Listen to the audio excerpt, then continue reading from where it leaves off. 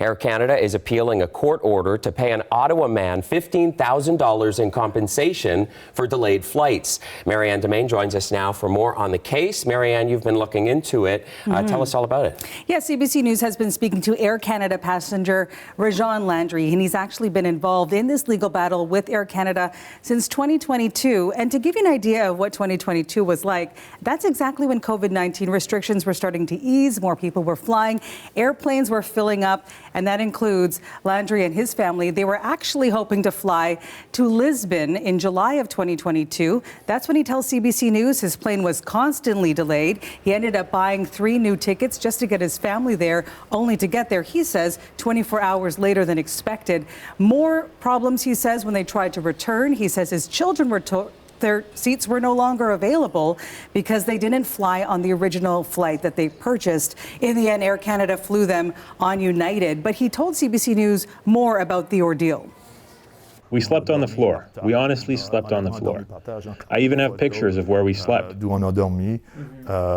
the morning, the AC agent said, "You did the right thing. You will be reimbursed."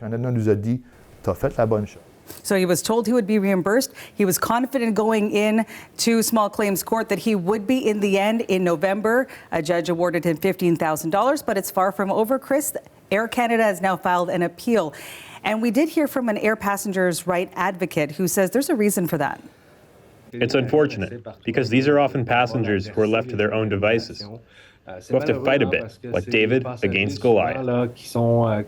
Some airlines, they say, are trying to make it difficult for passengers to get that reimbursement. They want to set a precedent to show that it's not always going to happen. Okay, so spotlighting that case, as we also know, the federal government is proposing new rules on how airlines are going to have to compensate other passengers as well for delayed and canceled flights. Tell us about these proposed rules. Yes, these proposed rules announced on Saturday from the Canadian Transportation Agency. These are much simpler rules, more in line with what we're already seeing in the United States as well as parts of Europe. Let's take a look at what some of them are, because if you are traveling, you may have experienced this, or you may be worried you might experience this. So under these proposals, airlines would have to provide a meal to anyone whose flights are delayed at least 2 hours. Also, overnight accommodation if necessary. Also, airlines would have to provide a refund for canceled flights within 15 days. Currently, it's 30 days, so that would be different. Another thing is that an airline would have to rebook on its next available flight or on a partner airline. Important to note that's only if you are looking for a rebook. The other option is if you're looking for a refund instead. And also, they would have to rebook passengers who had missed or are expecting to miss a connecting flight because of an earlier flight disruption on their same itinerary. Of course, there are some exceptional circumstances here, Chris, that would include any security threats, any unscheduled airline closures, or any damaged aircraft.